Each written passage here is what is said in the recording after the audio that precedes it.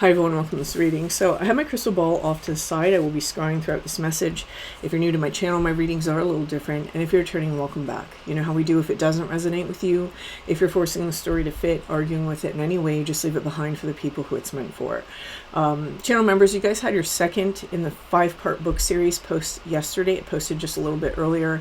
Definitely check that out. If you are interested in it, what we cover in this particular video is the grimoires, a couple of very specific grimoires that are extremely important to Western occultism, and books from the magical revival. And so if you're interested in that, the channel membership is always in the description box. I already have my cards laid out. I'm already tuned in. I just kind of wanted to get into this energy a little bit more before I talked about it, just to make sure I have this story straight. I may or may not pull cards on top of this. We'll see what comes through. So with the first card, one of the things that I'm seeing that within the last few weeks, quite possibly up to the last month, whoever this message is for, the collective that this message is coming through for, there is some sort of brush against the mythical layer. So maybe you started working with a new deity, or you started experiencing archetypes. Maybe you felt that you plugged back into a particular archetypal layer of reality. For example, many of the messages that had been coming through were for people who were reconnecting to some sort of magical practice. So maybe it's connecting into that layer that represents the mystic or the witch, or whatever it is. There's something here that someone may have reconnected to. Some of you may be having experiences with the types of deities that work in those currents. So for example, Baba Yaga or Hecate, or I'm very specifically getting like a Baron Samedi vibe for somebody as well. So with this energy, it's almost like in the after effect of this mythic layer. I'm just calling it that for like an overall term that I need, because I can't sit here and spout off 20 things every time I want to mention it. There's this sort of after effect, right? When we have something swimming through the water, it's almost like the currents that it leaves in its wake. And the currents that this particular energy has left in its wake is this. Now, it says the mystic. That might be important for some of you, but I'm going to cover it because that's not the point.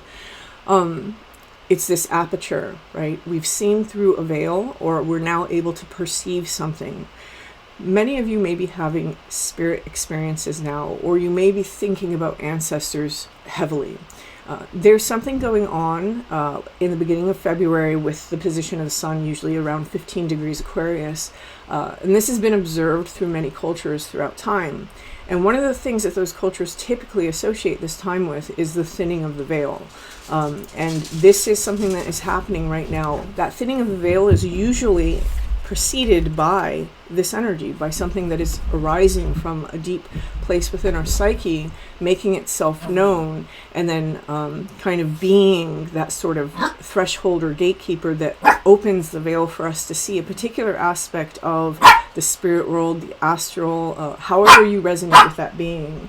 And you guys are going to talk to each other while I'm doing this. They're having a very loud conversation. I will say that with that happening at that moment, it may be that there's something that's trying to get your attention from that other side. You want dog biscuits? I keep them on my desk for this exact reason. There you go. I know, negative enforcement, whatever.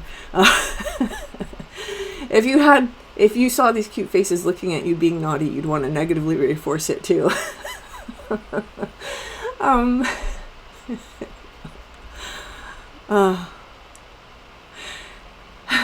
Okay, so with this, there's almost this energy of something trying to get our attention. So maybe you have like an ancestor that's been trying to work with you, or maybe there's something that's trying to draw your attention to having better psychic boundaries. Maybe there's something that's trying to draw your attention to practicing stronger energetic hygiene, right? And we see things like that if we're especially having more negative experiences. That's where it may highlight to us that, oh, you do a lot of opening up, but you don't ever close it down, right? There's things like that may be coming through for somebody. Whatever it is, whatever's being left in the wake of this particular energy, whatever it represents for you, it does have a transformative quality. It's like the seeing through to the other side is now transforming us. And for some of you, that transformation may not at first become apparent, because it's happening in very deep places. Whenever I pull this card, this is a card that doesn't necessarily speak to me about just, what it says, the shaman. It's a card that speaks to me about the whole atmosphere of that energy, which is one that is connected to different planes of existence, one that is connected to not just these meditational states that I think that most people, when they learn about shamanism, they think it's just a meditational thing, but truly moving out of the 3D body and the prison thereof, and moving within these states of freedom, moving within these layers of reality to genuinely travel someplace, right? This is what this card is talking to me about. For some of you, you may be feeling right now like you are having more astral projection experiences. You may be feeling like when you're dreaming, you're genuinely going somewhere. You may even feel this way when you're awake. This energy is an energy where it's like the multi-dimensionality and the multi-layers of reality are starting to merge within a person and become accessible. And this is usually the state that someone has, and this is usually fleeting. It's not usually something that sticks around. Again, it's lasting as long as the wake of this archetypal energy has been here, and it's happening in tandem with this.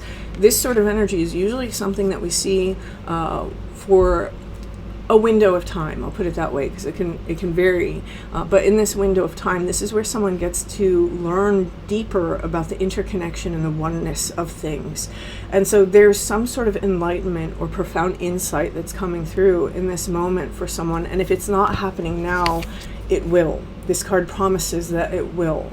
There's something very transformative happening, but it's happening on the background layers first. One thing that we see when this happens is we notice all of these sorts of patterns and emotions that we've held that maybe we had never noticed. For some of you, this might look like realizing that the very thing that you're doing in your life in various aspects now is exactly what you had been doing in a more immature form before you went about your healing journey.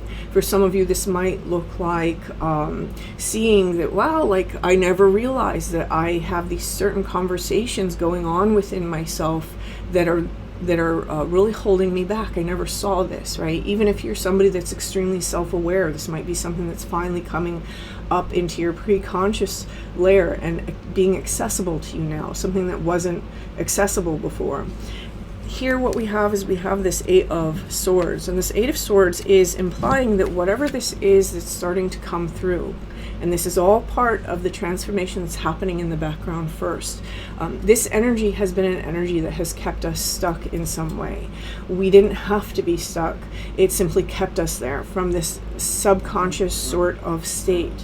And this archetypal layer, if you have had, for example, a brush against the witch layer, or against, for example, if that was the case and you experienced something like I previously mentioned, like Baba Yaga or Hecate, learning about, oh God, see, now I've trained them to bark at me for biscuits. If you have brushed against something like that, really learning about their story is going to kind of, and then transposing that story into your life and seeing how something mirrors it is really going to highlight something that needs to come up to be worked through. It's the anchor point to which these stories speak to us. And it's not negative, it's not bad, but it's how we integrate that particular archetype within ourselves. And so there's something here about claiming power or regaining power by being able to do this, right?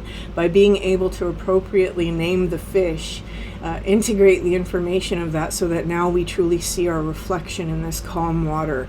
It helps us remove whatever this obstacle or this chain is that has held us in place. Here what we see is we see the 7 of Swords. Now the 7 of Swords is really speaking to me about this energy, and it's the energy that has to transform before we can reach these energies. It's sitting in the middle of the spread, okay? So it's like the center point. This is all about some sort of safety mechanism. For some of you, it's positive. It's how to make sure that you stay safe in a particular situation. For others of you, it can lean negative. How have you prevented yourself from moving forward because you're clinging to something safe? So you're going to have to decide which one it is. I feel that for some of you, many of you, it's actually both. So it's that double-edged sword of safety, right? How do we actually provide safety for ourselves in the appropriate ways and not limit ourselves by keeping ourselves safe in inappropriate ways? So I actually really like this card showing up in the middle because it shows that someone is learning how to use the sword in a very mature way. This is our intellect, the way that we think about things, the way that we communicate about things. The way that we essentially use that sort of mercurial energy inside of our life to create growth and expansion. Here what we see is we see the Emperor. This is the energy that it's bringing us into because of the wake of this archetypal energy. And someone, I feel that many of you are actually entering this now. The Emperor to the Ten of Pentacles. This is a very powerful combination. If you think about the Emperor, this is the person who, and I'm not speaking necessarily about the alchemical meaning of this Major Arcana card, for those of you who are in channel memberships and we went into like the alchemy portion. The Emperor here is really about the person who sits at the top, right? They're the one who is in control, and the rest of the land is really their domain. And what this Emperor is attached to here is the energy of the legacy. It's the legacy, it's the family, it's the inheritance. So there's something here about being in control of something that we have gained as an inheritance. Maybe you've been working through inherited blocks. Maybe you've been working with abilities that were inherited that maybe you don't even know were inherited, right? Isn't it kind of wild that it's not really until recent modern times, like literally like the last 10-20 years, that most people feel comfortable speaking about their spiritual abilities or their spiritual gifts, right? Especially if they're outside the context of, for example, particular church sects, right? It's like before that, in the 90s you had the Satanic Panic, and then God knows what before that. And it's only in like the recent stretch of time that a lot of people feel comfortable coming forward as owning their particular skill set, their spiritual abilities. We often think that we're really far removed from medieval times, but we're not far removed from medieval thinking. And so this is kind of a beautiful card because it means that someone has stepped into ownership of their abilities. And you probably have done this in the past. And what's happened is you've gone through a very long process of healing the wounds around that ownership and around those abilities. And now with this sort of wake energy and this seeing through the veil of some sort, it's like truly coming into one's own. Here with these two cards combined together. With the Ace of Swords, I think that there's a lot of communication taking place for whoever this message is for. Communication can happen in many ways, right? It can happen while you're writing, and you might have some profound insight as you're like journaling. You might even have some sort of profound insight strike you as you're going about the day. You might literally receive communication in a way that you can be like, oh yeah, that was communication. Maybe it's something that happens that's so synchronicitous out inside the world. I don't know if that's a word, but we're going to use it. That you look at it and you're like, oh, that was a direct communication. There's something here where we're starting to learn the language that our soul speaks. And I'm going to say our soul. I'm not necessarily going to say that spirits speak to us. You can view it that way if you want to. But there's something here about learning the communication style, learning how things interact, learning how things are coming through for us. So someone has gotten very in touch with the more subtle layer. Okay. And this is bringing, I'm hearing 2 down. Okay. And this is bringing someone into that energy of the magician, the space of the magician. This is where we're now able to utilize the tools that we have, utilize the skills that we have, and work with them, right? The ability to control them, the ability to tap into them when we desire and however we need. And with the Ten of Wands, in combination with this, with what I just said, it almost feels like not forcing things. Someone has learned how to not force things. We have the Ten of Wands, traditionally he's forcing those sticks, right? He's trying to carry something that's very heavy. I do think that this whole path for someone was very heavy to carry. And now that it's combined with the magician, it's almost like we understand how to move the heavy things. We know how to do the heavy work and to not necessarily have to force it. Okay. Okay, I'm here to pull these up, all right.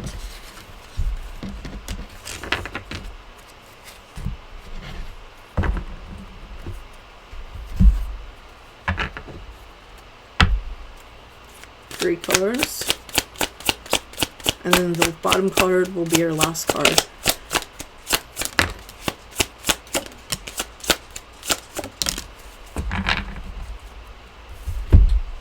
Okay.